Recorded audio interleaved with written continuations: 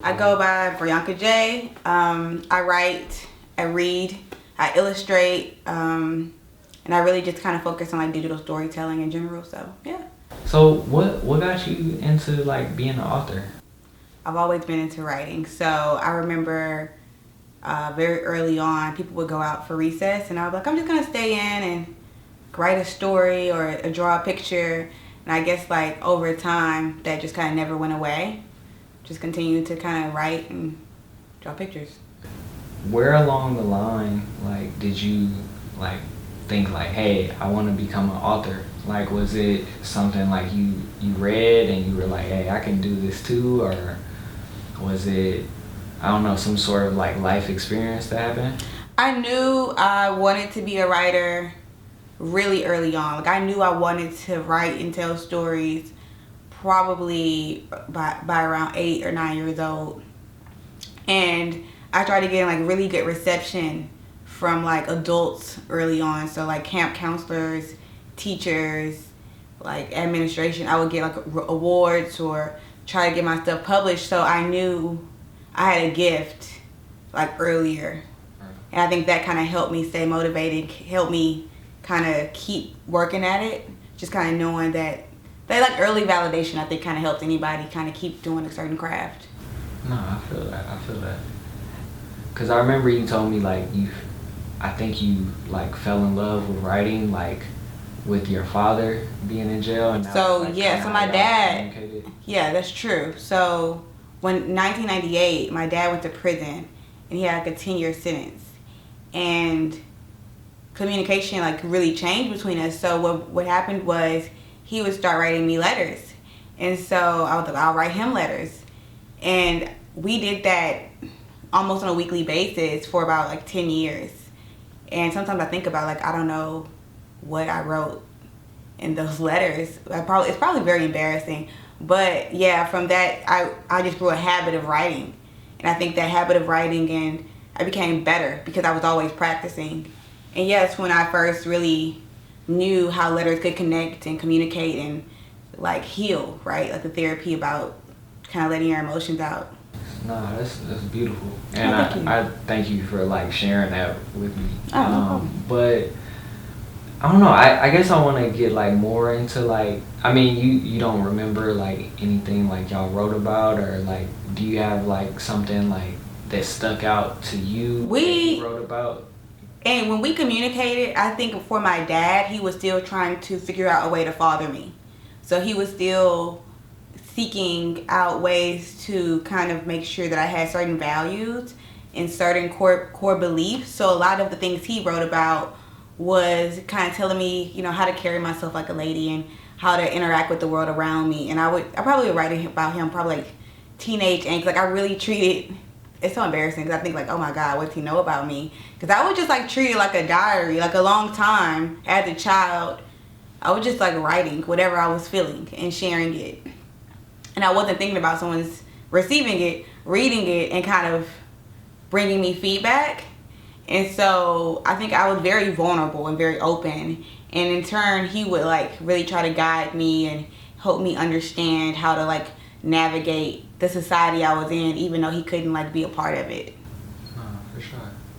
1998 to 2008. Yeah, from 1998 to 2008, he was in prison. For real. And you were what, like 9 to? So that's 19? From 8 to about 18. So pretty much my whole adolescent childhood situation. Right. Yeah. But like, what's that experience like? And like, I guess like the reason why I'm asking this is because, you know, like with this podcast, I'm trying to open people up to new experiences. Mm-hmm. And I know like, you know, most people, you know, haven't had like let's say a father figure or a mother figure in prison. Mm-hmm. And had to like exchange communication that way. Oh, okay. Yeah. And I don't know, I want to see. Oh, we can explore it. It's not a problem. Like how is that like as a child, like as a teenager? I'll say it was very isolating. So first, I think it first began with confusion because it's a lot of shame around a person going to prison. Even though it was weird because it was like 98 and they were like locking up people with reckless abandon, but it was still one of those things that was supposed to be like a hush hush. So they would say stuff like, oh, he's on vacation, or he's away, right? Like just stuff that kind of made it very unclear what was going on. And then it would be confusing because he would always say, he was like, I'll be home in March. I'll be home for your birthday. So I think with a lot of time with me feeling like a confusion of like shame and like kind of like betrayal, because like that means every March I would feel like someone lied to me, right? But other than that, I think just far as coming to terms with like someone loves you but they can't like physically be here for you, I think that was really hard throughout just my childhood and my adolescence. Looking back, I think I've spent like a lot of time like very sad and like very like isolated. Like I didn't really share a lot of my emotions verbally or like physically with other people. I would write. I would just find new ways to like let those things be clear. When you write, like what prompts you to write? Is it more so therapeutic? Is it like just expressing creativity? Is it? I guess I always felt like no one was listening. You kind of have this feeling like you kind of get lost in the shuffle, right? And you're like, well, I guess I can explain it best. Like, you know how you'll be having a conversation in a group and you'll start your sentence and then people will keep talking, so you just kind of shut up. I felt like that a lot. And so when you're writing, you can fully get your feelings out without being interrupted, without anyone, what's the word?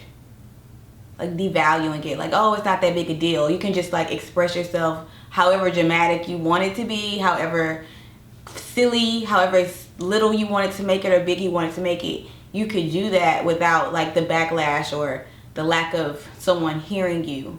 And I think I always just felt I felt comforted by that.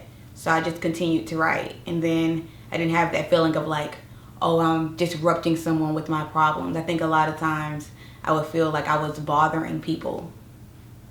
I could see that. Yeah. I could see that. Earlier today, I was reading from Who Are We? Mm-hmm. And I could have butchered the title.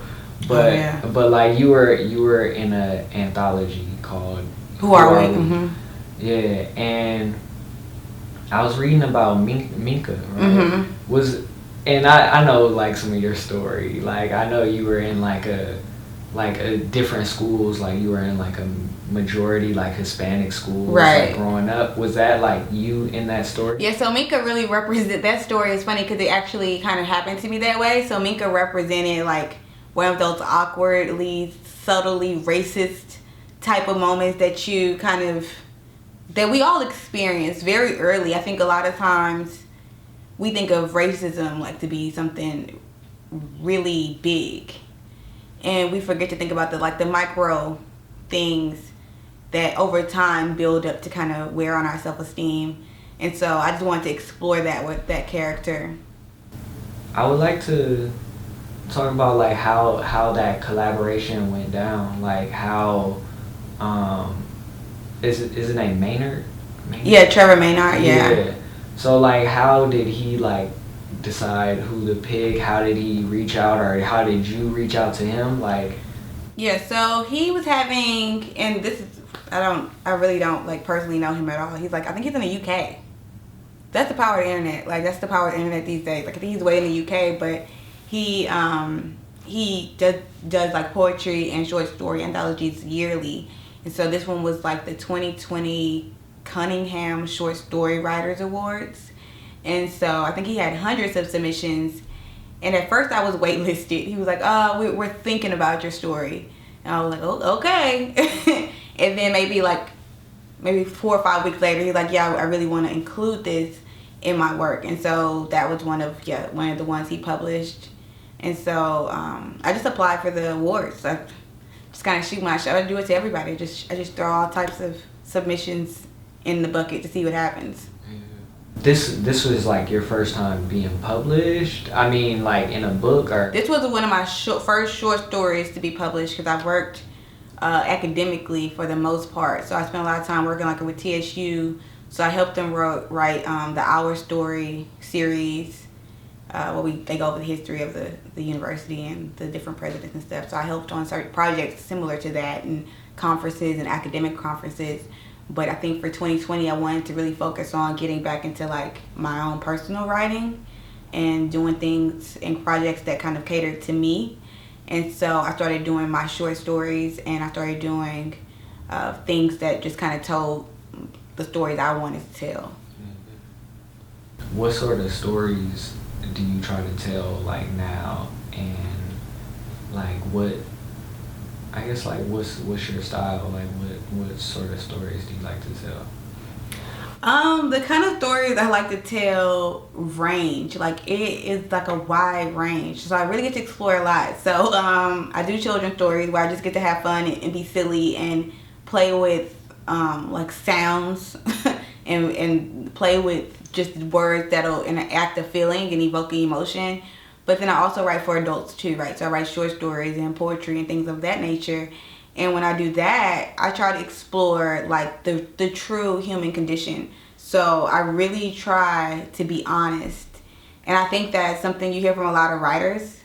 But because it's really easy to lie when you write. It's really easy to kind of embellish the truth and not be like very vulnerable. So I try to be as vulnerable and open and honest as possible when I do like my short stories and stuff, just because I want to really explore like humanity, the ugly and the beautiful, right? And I think that when I do that, I have the most connection with people. The more people reach out to me and feel impacted. And so I know I'm doing something right when I kind of feel uncomfortable with the release. Earlier, well, the last two questions or whatever, like you mentioned that you like just shoot your shot, or you like to just throw your name in submissions. Yeah.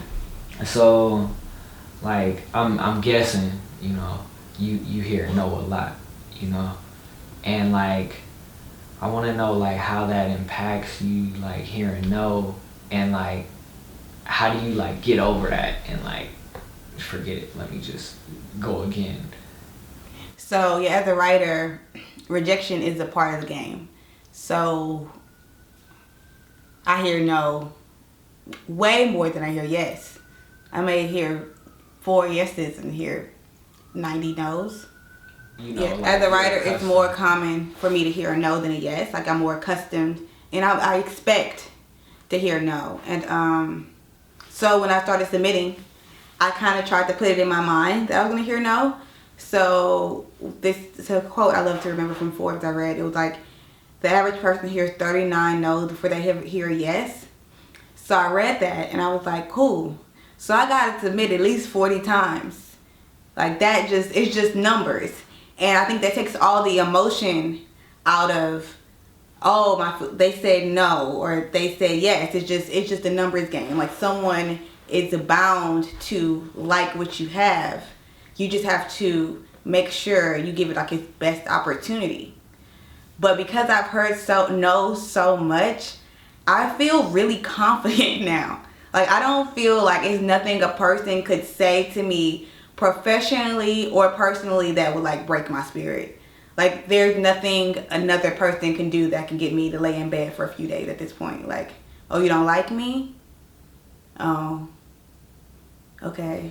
Like, well, can I ask the guy behind you? Like, because you're just one person and there's like billions of us on earth. So, I mean, I'm not looking for everybody. I'm just looking for my particular audience.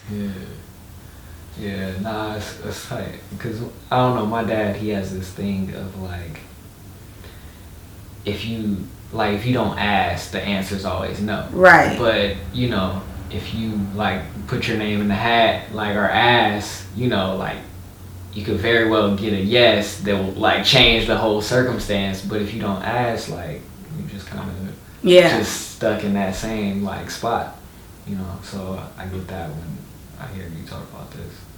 But I want to know, like, what inspires you? Like, what are you inspired by today, or like it could just, I don't know, what inspires you?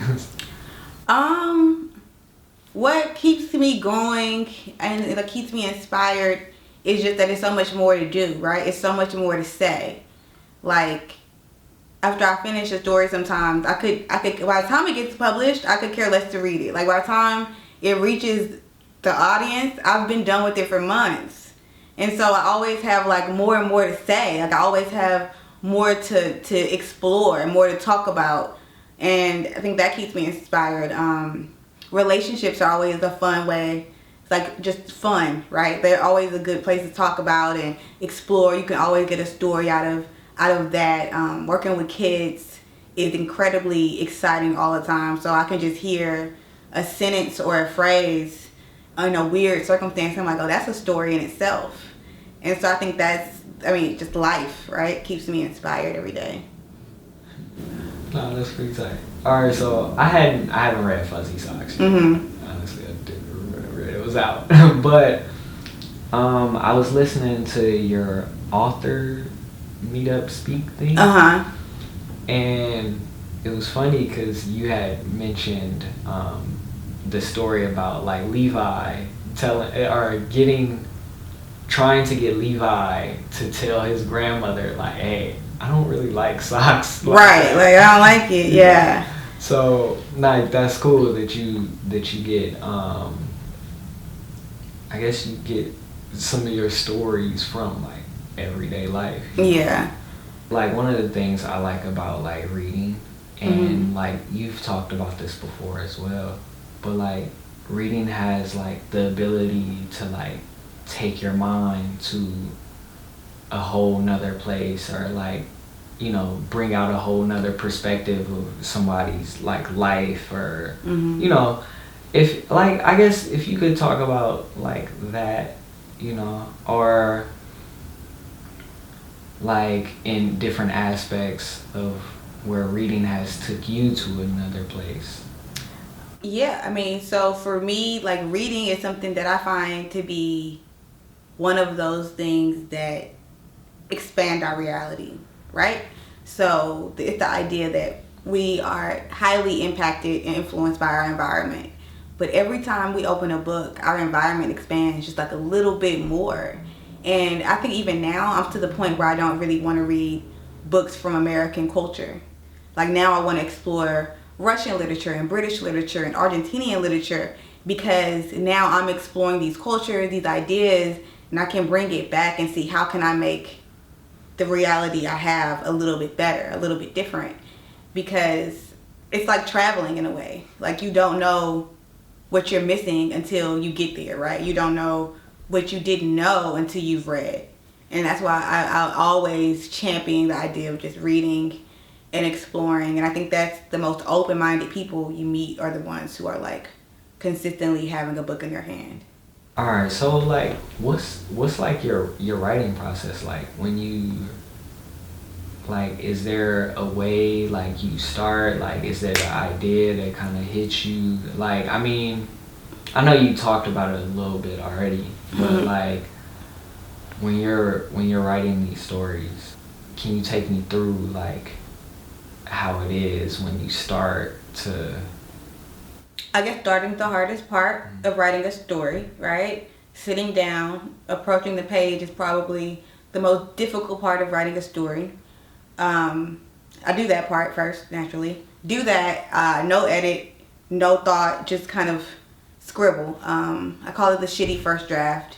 That means I have absolutely no hope that it's good. Like, but while I'm doing it, this isn't gonna be good. Like, this is the first one. And I follow like I follow the traditional like writing process that you learn in 4th grade. Like, there's nothing wrong with that. It's nothing wrong with it. To do your brainstorm and to do a first draft and then a rough draft and then revise, proofread, edit. Like, it's nothing wrong with that style. And in fact, that's kind of, y'all have about 5 or 6 drafts by the time I finish, because I'm like, okay, did I do this? And did I do this? And I almost make it like a checklist type of way of writing. But every time I do explore a story, I think about the last story and like, okay, what could I have done differently? And maybe I could say, I really want to flesh out my characters. I want to give them more emotion. I want to make sure that they feel more. And so that'll be what I'm focused on bringing out as I write that particular story. And I'll be adding that and fleshing those ideas out throughout the whole process. So I always kind of have a goal in mind. And then I kind of follow that very tried and true formula. It's not that sexy now. Yeah. I know you have like a very like I would say it's like an out the box type of thinking, you know. And I remember you were telling me, I don't even know if you want to talk about this. I probably will include it, probably not. But I remember you was telling me like, after you stop being a teacher, like you want to like open up a coffee shop with like its own like bookstore and whatnot. Like, I guess like what brought about that like thought? I want to do everything I've ever dreamed of. Like I want to pursue every thought that's come to me, right? So there's this kind of mantra I live by, which is like, if the vision was impossible, you never would have received it. And I've scribbled that everywhere, and even to the point that now it's on sweaters. And like that's kind of like how I want to do things. If the vision was impossible, you never would have received it. And meaning anything that comes to my mind, I can manifest into my reality, and so I will. And by the time I die, it'll be like, well, all right, it's time to go, because I've done it all, I've seen it all, and there's nothing left for me to explore. I want to kind of hit the ground, and it's like, what you got for me? I ain't got shit. I'm tapped out. Like, I want to be broke. I ain't got nothing else. Like, I used it. I gave it up. And I just kind of want to, just everything I can, everything that calls to me, like I want to try. Like, I don't have to succeed, but I want to try. Yeah. I really like that. I really like that. That's amazing. I think I kind of have like a similar mindset as well. Like, I want to try at least. Yeah. I think sometimes we get obsessed with like success. Like, I have to do this, and I have to also be the best at it, right? And it's like some things just I want to be the best at. But some things I'm good with the fact that I tried and I gave it my best rather than being the best. I know I did want to ask you about being a teacher. Okay. And like how like that life is, and not life, but like how that like impacts you, and like I guess impacts the students, and like how you benefit from it as well. Like, yeah, so I teach literature and I kind of write literature, so it kind of works for me. But also I get to approach the fundamentals of writing again, the fundamentals of reading again. And I just think that anytime you go back to the foundations of what you do, I think we all like to get to the part where it gets fancy and tricky, and I got wordplay and I'm fly with it. But when you get back to like the foundation of like what you do, like that's where like success lives. And so it's fun getting back to the foundation of what I do, and it's fun like reading a new story with them and watching where they kind of jump up and down emotionally, and thinking about these things and how I can explore these things and employ these things, because naturally what I write will also be received in some way on that level. So it's really awesome to see how an audience reacts to a piece of writing, what part makes them feel away, what words move them. And just for me, like teaching the writing process, teaching the reading process, it helps me be a better writer, a better reader. Like as a Black woman, like do you feel, and I feel like you probably shouldn't even have to feel like this, but do you feel like you have to tell like certain stories, and like you have to maybe like... I don't. I used to. And I think I used to get really caught up in that. I have to tell this story for this person. And I think a lot of times as writers, we think about we have to speak for our audience. And I think you're so wrong. I think you speak for you. You speak true to you. And then your audience will find you. You don't have to write for anyone. At the end of the day, everybody's gonna... That's one of the crazy things is I've seen people react to certain things I've written, and I'll be like, that ain't what I meant. But that's how you, like, the audience is going to take it, and now it's theirs. But when you're writing, it's yours. And you have to treat it as such. Because when I start saying I'm going to write for black women, that's when I start changing the truth. That's when I start editing the narrative. When I write and I say I'm writing for me, that's when I'm honest and vulnerable. And that's when it's going to have the biggest impact. For sure. Yeah, nah, it's crazy. So you remember that book I let you borrow? Mm-hmm. Alright, so in there, you know, there's a particular part where he's going to like this predominantly white school in Mississippi, and this lady hands him a book, and like, I think it's Nikki Giovanni, but she was like, yeah, you need to start reading this. Mm-hmm. And then I think the lady had told him, like, you know, make sure like when you start writing, you write to and for your people, you know. And like, this is super paraphrasing because I actually have an interview with him. Oh, cool. You know, so I don't want him to be like, this is definitely not what the fuck it said. But yeah, no, it's like cool to hear, like, you know, like you have this other perspective of like, yo, I'm doing this for me, like. I think it's too much fucking pressure to try to represent the entire black race. I'm exhausted. Aren't we all exhausted? Like, it's no way that I could speak for every black woman in this country.